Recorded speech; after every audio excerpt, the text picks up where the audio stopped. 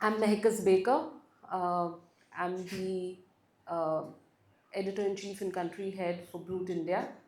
I head Brute in India, and Brute is one of the most watched digital publishers for a young generation.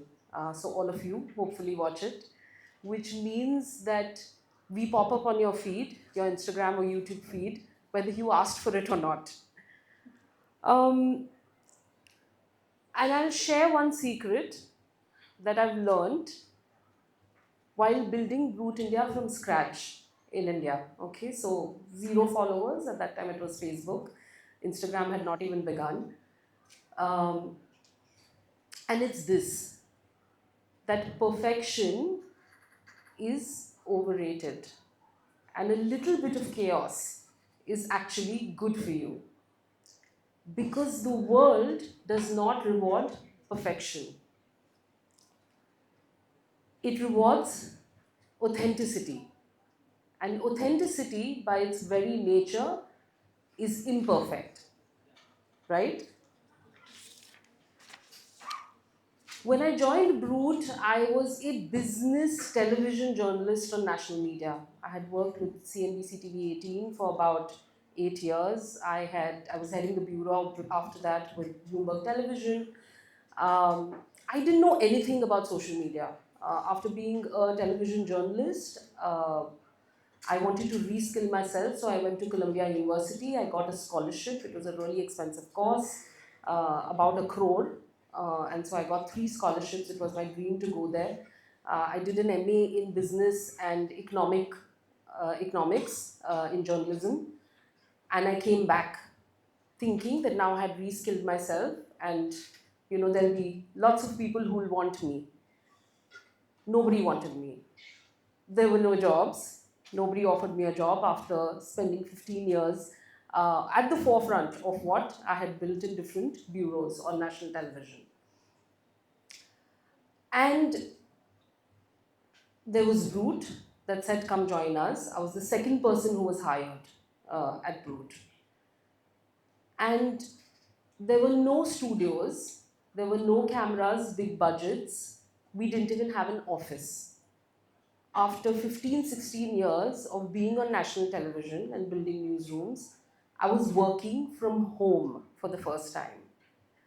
This is when work from home was, before work from home became a cool term. Okay? What kind of a job? And I started thinking, what is it that I'm doing here? When we started Root India, there was no roadmap. Nobody was on social media doing news. People didn't know how to sort of. There were only, everybody would share. You made friends. You would share your photographs, etc. Right? Social media was only about that. How can you even do news on social media? So when we began Root, there was a lot of pressure. Okay, maybe it should be only something fun. We were competing with everybody. Large newsrooms with big setups, lots of funds to be able to cover elections, do different things, and we were just a few people across the country, not even in the same office, right? That was the setup that we began with. So we started thinking there was a lot of pressure to gain followers, to have engagement, to be politically correct, and somehow still be cool. So what did we do? We decided we are not going to build a website, not an app. We are going to go where the audiences are, where all of you are. And that was social media. So we said, no cameras, no problem. We are going to shoot on phones. This is before people even began shooting on phones. Earlier phones were just used for, a little bit of sort of me time, your own photographs. I still remember there was a sitting cabinet minister who I had interviewed many times in my previous avatar as being on national television. And I convinced him Root was just something which had begun. And I said, you must talk to us. There was a big controversy at that point in time which was happening, and he was heading that cabinet. He said, okay. Now, these are ministers and VIPs who are used to having like a three-camera setup. You have makeup, you're sitting there. There's an entire entourage of people who come and visit. I showed up with an iPhone, just me with an iPhone. He was shocked. And just before that, because I said, okay, this is going to be a long interview, I cannot like hold the iPhone and do an interview. So I said, let me find a tripod like this, which is in front of you. There were no tripods for phones at that point in time. So I went to Nehru Place Market. This is the day before I took a auto. I went to Nehru Place Market. I searched the whole market, and there was this one shop, a dusty shop in the corner that had one tripod, which I remember I bought for 1,000 rupees, saying, "Okay, thank you. You know, now I have this, and we will be able to do this interview." And I went and I did that interview on an iPhone. The minister, of course, was very shocked, and I told him that it's young people who consume this on social media, are consuming this format, this news on social media, and social media is vertical. Your phones are vertical. Why not shoot in the native format? We don't need large cameras to be available to a young population, and we still have great quality. It became one of the most watched interviews that we had ever done at that point in time. Then we began thinking. I said, okay, let me recruit journalists on Snapchat. Everybody was like, is that even possible? When I went into the industry and said, let's have journalists on Snapchat, they're like, what does that even mean? We recruited our first journalist on Snapchat and began doing publishing news on Snapchat 8 years ago. We became one of the most watched publishers on Snapchat until date. We maintain that because again, young people were on it, and we wanted to connect with them and give them information in that format. We began writing scripts in color-coded combination. I think we're still the only publisher who does that, and we do it for editors who edit the videos, so that they understand exactly the language in which the journalist wants to convey things. And so, boom, just like that, within 2.5 months of beginning Brut from 0 followers, we got our first million. Why? Why did we get our first million? Because we were not chasing or competing. We were looking at authentic storytelling. Storytelling that we were picking topics that mattered to young people, and we were telling them with a human connect, something that nobody else was doing at the time. This is what happens when you stop chasing perfection. The more pressure you feel to be perfect, have the perfect grades, look perfect at a party, have the perfect reel, have the perfect feed on Instagram and photos on Instagram, have the perfect resume, the smaller you become, right? That is the pressure, the smaller you become. The moment you decide to embrace the pressure, embrace the imperfection in you, you're set free and you're pushed to look at creative solutions for what that pressure is trying to tell you.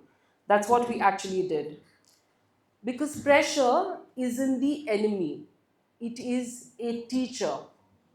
It forces you to evolve and to find answers when the obvious solutions are not working. Brood grew. We had a somewhat large team, I would say, not as big as other legacy media. And we had a small office space. And just when we got our act together, the pandemic hit.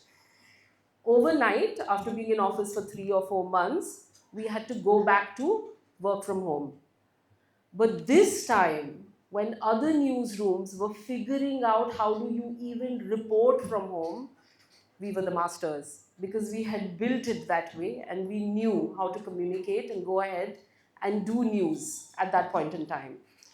Social media overnight became the new search engines. Remember, we were all going on social media to find out, is it important to wear a mask? How do we sanitize? What do we wash? And this is when a very interesting thing happened. We decided that we will not put out any information which cannot hold true for 6 months. Remember, we were all going through a pandemic that nobody knew about, right? And so what did we do? We didn't go live with the World Health Organization live conferences. We knew we weren't scientists, so we were not advising people on what to do. But what we did was we put out stories like, okay, you want to wear a mask? Here are 6 varieties available. And this is what they say they do. We didn't advise people to go ahead and wear masks or do any sort of things because the information was changing almost every week at that point in time. And quickly, we became the most credible name in the industry. To date, when I meet people, and it's one sentence that everybody tells me, almost everybody tells me when I meet them, when they watch Brut, we may not be the fastest, we are not somebody who does breaking news, but they say, if I see it on Brut, I know it's true. And that's something that we built during the pandemic. Our following became larger, we had constructive engagement on things, and we really became a credible source of information for young people. Again, during this time, we got the highest numbers and engagement. I have another example for you.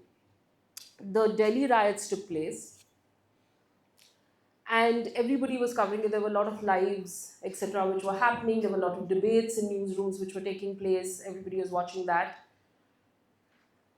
And we didn't have like a studio or a large setup to do something like this. But it was something which was unfolding and was quite violent.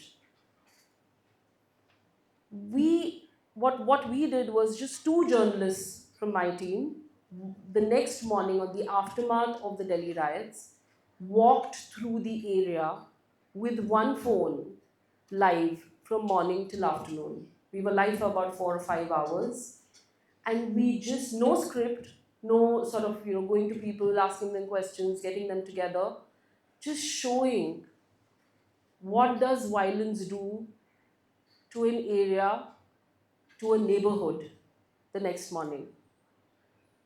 And that became a format that we started doing more and more. Not the journalist is not the story is the story.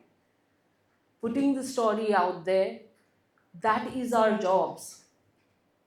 Removing the middleman, removing the prejudice, removing what I think, removing what any journalist thinks, and just giving the information in the news is what we did. And that again became one of our most watched videos at the point. And not just that, but it built even further credibility.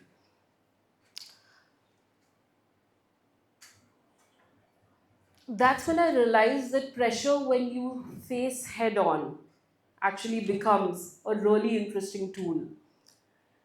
It pushes you to say what others won't, to do what others avoid, and to create what others fear.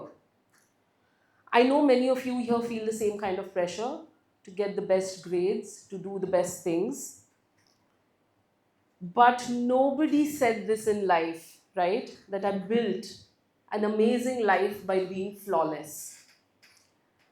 The truth is that all good stories start with a bad idea, but the ones that succeed is what you do with that bad idea and start building on it over and over again. And every confident person that you admire, remember, has made their peace with pressure. So my advice is, when the pressure shows up, don't fight it. Don't run from it. Ask what it's trying to teach you. Sometimes it's telling you to slow down.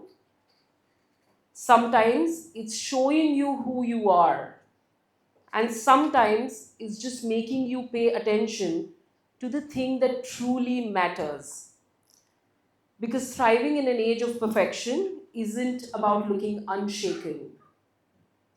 It's about staying human, curious, courageous, and imperfect. If I could leave you with one thought, it's this. The goal isn't to eliminate pressure, it's to transform with it. Turn it into purpose, turn it into empathy, turn it into creativity. Because when you stop trying to be perfect, that's when the magic happens. Thank you.